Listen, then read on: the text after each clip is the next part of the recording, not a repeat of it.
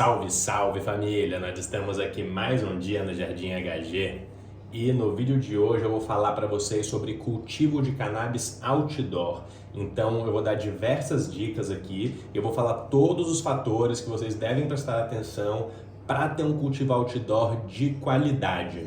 E se você vai começar agora o seu primeiro cultivo, seu cultivo outdoor, e você está começando a estudar para fazer o cultivo, eu recomendo, além de você assistir esse vídeo, você assistir um outro vídeo que eu já fiz que chama Como Plantar Maconha do Zero. Ele vai te dar uma base maior e daí depois você pode vir aqui nesse vídeo para pegar mais alguma visão sobre o cultivo outdoor especificamente. Começando então pela escolha do local. A cannabis é uma planta que gosta de muita luz, então o ideal é deixar ela num lugar que bata o máximo de luz possível durante o maior número de horas por dia possível. Só para vocês terem um parâmetro, quando a gente está cultivando indoor, a gente usa 18 horas de luz no estado vegetativo e a luz é ligada no máximo, do começo do dia até o final do dia, né? Então, isso é para mostrar para vocês o quanto ela aguenta muita luz, né? E essa incidência de luz, ela vai fazer muita diferença no resultado final. Então, esse é um fator que de fato faz bastante diferença. Então, sempre deixar elas num local com maior incidência de luz possível.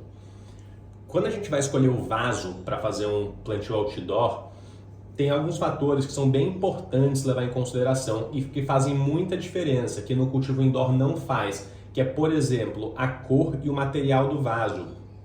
Vaso preto de plástico, ele esquenta muito no sol e esse calor ele não é legal para as raízes. As raízes elas gostam de um ambiente fresco. Então, boas opções de vasos seriam aqueles vasos de barro, por exemplo, que são bem frescos, são laranja, né? Não a cor que absorve tanto calor, ou aqueles vasos de feltro, que hoje em dia tem se usado muito também, né? De feltro, de tecido. Evitar os vasos que vão segurar calor, né? Vaso preto de plástico. Esse seria assim, o vaso mais normal e é o pior para o cultivo outdoor. Se quiser pegar um vaso de plástico, da mesma forma, pelo preço, né? Eu super entendo. Mas evita o vaso preto, né? Ou se for um vaso preto, por exemplo, você pode pegar e pintar ele de branco por fora, né? Que é uma cor que reflete a luz e absorve menos calor. Referente ao tamanho dos vasos, eu diria que quanto maior o vaso, melhor. Inclusive num plantio outdoor, a gente tem a possibilidade de plantar direto no chão, né? O que pode ser uma boa estratégia caso a pessoa queira ter plantas gigantescas. Porque ela não tem o limitador do vaso, né? Então o vaso, ele limita muito o crescimento da planta. Uma planta plantada direto no chão, ela tem o potencial para crescer muito. A raiz também ela vai muito funda, então ela fica menos susceptível a estresse de seca, por exemplo. Mas plantar direto no chão também tem as suas desvantagens, que é o quê? Você não pode mover a planta, né? O que às vezes pode ser uma grande desvantagem, sendo que no cultivo outdoor a gente está susceptível aos intempéries climáticos. Com relação ao preparo do solo, a cannabis ela gosta de um solo com uma boa drenagem, então que ele não segura muita água, né? Não é legal ficar aquele solo pesado e aquele solo que compacte muito fácil. No cultivo outdoor, a gente sempre vai estar fazendo cultivo em substrato orgânico. Não é comum fazer cultivo em substrato inorgânico outdoor, porque num cultivo em substrato inerte, com as chuvas, ele iria drenar os nutrientes do solo e ia rolar um desequilíbrio ali. Então, o mais comum assim é fazer em substrato orgânico. Então, o legal é um substrato bem adubado, com bastante nutriente, mas com uma boa drenagem. Eu já passei receita de solo orgânico aqui, eu vou deixar o link do vídeo aqui em cima para quem quiser. É sempre legal, quando trabalhando em solo orgânico, fazer uma cobertura vegetal. Essa cobertura vegetal no solo, ela vai proteger o solo das intempéries, então ela não vai deixar o solo esquentar tanto, porque não vai ter contato direto do sol com o solo. Além disso, ele vai segurar mais a umidade, porque vai segurar a temperatura. Além disso, não vai bater o vento, né? Vai diminuir a evaporação da água do solo. Então, é sempre bem importante. Outra função bem importante também da cobertura vegetal é evitar a compactação do solo. E num cultivo outdoor, isso às vezes acaba sendo até mais importante do que num cultivo indoor. Com chuvas fortes e com a rega diária, o solo pode começar a ficar compactado. Então essa cobertura vegetal, ela também dá uma segurada nessa compactação, porque a água não vai bater direto no solo, ela vai bater nas folhas e aí ela vai escorrer por entre as folhas e ir para o solo. Inclusive a rega fica melhor assim, porque a água ela desce de uma forma mais homogênea para o solo.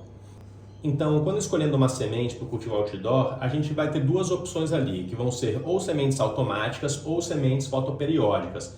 No geral, eu gosto mais das sementes fotoperiódicas.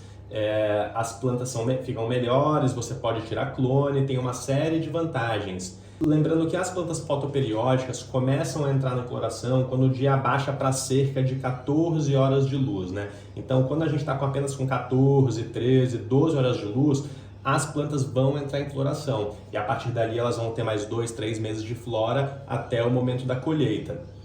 O que isso reflete no cultivo outdoor, né? Os dias no verão são mais longos, enquanto os dias no inverno são mais curtos, né? Então, o que isso significa? Que, por exemplo, se a gente plantar uma planta na primavera, que é o melhor momento para se plantar uma planta outdoor, ela vai crescer durante a primavera, o verão todo, e no outono, quando os dias começarem a ficar mais curtos, elas vão começar a florir, entende? Esse é o ciclo natural, né? A não ser que a gente more, por exemplo, na linha do Equador ali, lá no norte do Brasil, onde os dias e as noites têm o mesmo tempo, em torno de 12 horas. Uma planta nesse local, ela vai começar a florir cedo, porque ela já vai identificar que já está no momento de entrar na flora, já que ela entra na flora de acordo com o tempo de luz, e já vai começar a entrar na flora ali ainda pequena. Mas as plantas não precisam necessariamente ser plantadas no início da primavera. Esse é o melhor cenário possível, porque ela vai crescer, vai ter muitos meses para crescer até ela começar a entrar na flora. É assim que a galera faz para fazer aquelas plantas gigantes, que eu não sei se vocês já viram em vídeos. É comum a galera na gringa, aquelas plantas outdoor enormes, né, que produzem quilos, uma planta só. Mas se a gente plantar a planta, por exemplo, no verão, ela também já vai ter um tempo suficiente para crescer antes de entrar no outono e começar a florir. Com as plantas automáticas funciona diferente. Então a planta automática, ela não responde ao fotoperíodo, né, ao tempo de luz. Então ela começa a entrar na flora independentemente disso, com um mês de vida. Então ela vegeta durante um mês e depois ela entra na flora e tem mais ali mais 2 meses e meio de flora. Isso acontece em qualquer época do ano. Então você pode plantar a planta no auge do verão ou no auge do inverno, que ela vai agir da mesma forma. É lógico que no auge do verão, como os dias são maiores, tem mais tempo de luz, tem mais tempo para ela fotossintetizar, ela vai produzir mais do que uma planta que você plantar no inverno, né? Que vai ter pouco tempo de luz, então ela não vai entrar na flora, mas como tem pouca luz, ela também não vai conseguir crescer tanto. Mas no frigir dos ovos, eu acho que as automáticas são um bom recurso para quem planta outdoor, mas tendo elas junto com as fotoperiódicas, né? Então eu diria que as fotoperiódicas são as principais, mas tem umas automáticas ali para poder fazer mais de uma colheita no ano, né? Para dar uma ajuda. Eu acho que essa é uma boa estratégia.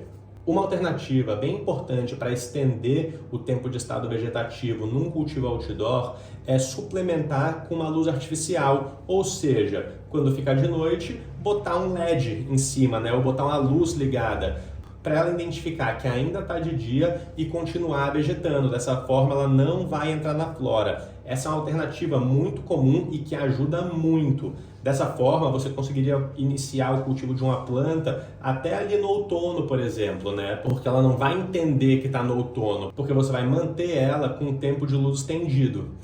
Nesse caso, a luz nem precisa ser muito forte, porque ela não precisa ter energia para crescer naquele momento. O objetivo aqui é ela entender que está de dia ainda para ela não entrar na flora. Essa é uma alternativa que funciona muito bem. Eu acho que é uma boa alternativa para quem quer estender o tempo de estado vegetativo das plantas. Com relação à genética, também pode ser interessante escolher uma genética que seja mais adaptada ao clima da sua região. Então, se a pessoa mora em um lugar mais frio, pode ser interessante ela ter uma genética mais índica, que é adaptada para esse meio ambiente. Enquanto uma pessoa que mora em um lugar mais quente pode pensar em pegar uma semente mais sativa. Eu não diria que isso é uma regra e que se uma pessoa mora em um lugar frio, ela não vai conseguir plantar uma strain sativa, mas é algo que pode facilitar o cultivo. Lembrando que a gente está com a parceria com o Flora Urbana e o cupom de desconto para as melhores sementes do Brasil é JARDIMHG10, tudo maiúsculo. Valeu? Em um cultivo outdoor, a gente está sujeito a intempéries climáticas, ou seja, excesso de frio, excesso de calor, excesso de chuva, vento, e tudo isso pode prejudicar a planta. Então, tem algumas medidas que a gente pode fazer para dar uma suavizada nesses efeitos. são medidas simples, como por exemplo apenas mudar o vaso de lugar, né?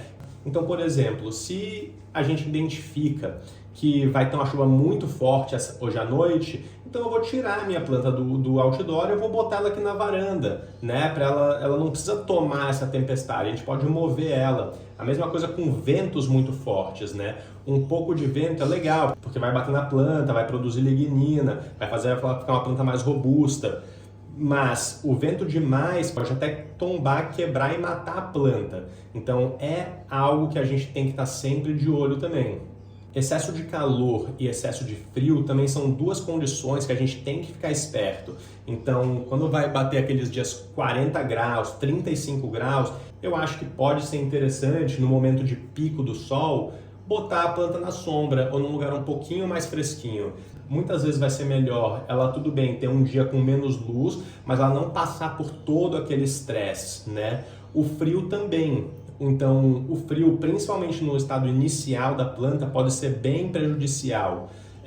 No estado mais de flora, mais avançada, já não vai ser mais tão maléfico assim, né? Inclusive, ele vai ajudar a produzir aquelas flores roxas que muitas vezes a gente gosta. No estado inicial da planta, na fase de plântula ainda, quando ela está soltando os cotilédons, quando ela está pequena, a gente tem que ter muito cuidado com a planta, porque ela não aguenta estresses fortes nesse período. Então a gente tem que ter cuidado para ela não ficar em ambiente muito quente, porque pode secar muito rápido o vaso dela e ela morrer. E a gente também tem que ficar muito atento com chuva e com vento. Nesses primeiros dias a gente tem que ter bastante cuidado e pode até ser interessante ela estar um pouco mais protegida, por exemplo, debaixo de um sombrite. Nesse momento, outro fator que a gente tem que ficar bem atento são animais, por exemplo, passarinho. Então, às vezes, uma pessoa chega para olhar o vaso e cadê a planta? Passarinho levou. Então, realmente, nesses primeiros dias, a planta precisa de um cuidado extra. Medidas interessantes que também podem potencializar a colheita são podas e treinamentos, né? Então, por exemplo, poda apical para ela ramificar mais, low stress training. Todas essas técnicas, elas vêm para ajudar, mesmo num cultivo outdoor, né? Então, às vezes a pessoa acha que só porque está num cultivo outdoor, agora eu vou deixar minha planta crescer estilo pinheiro para cima. E não é uma opção tão ruim quando comparado ao cultivo indoor, onde essa é uma opção muito ruim.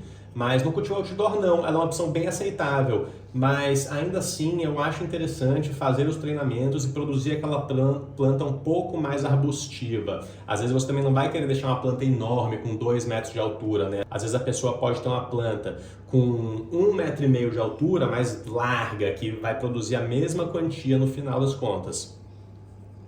E algo que a gente tem que ficar sempre muito esperto num cultivo outdoor são as pragas. Então, esses são problemas que a gente não costuma ter muito em cultivo indoor, mas no cultivo outdoor eles são bem constantes.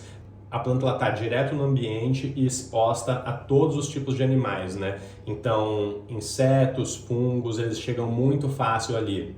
Em um cultivo outdoor é muito importante fazer um monitoramento constante da planta para ver se ela não está tendo nenhum ataque por pragas. E quando identificar alguma coisa, fazer o tratamento o mais rápido possível.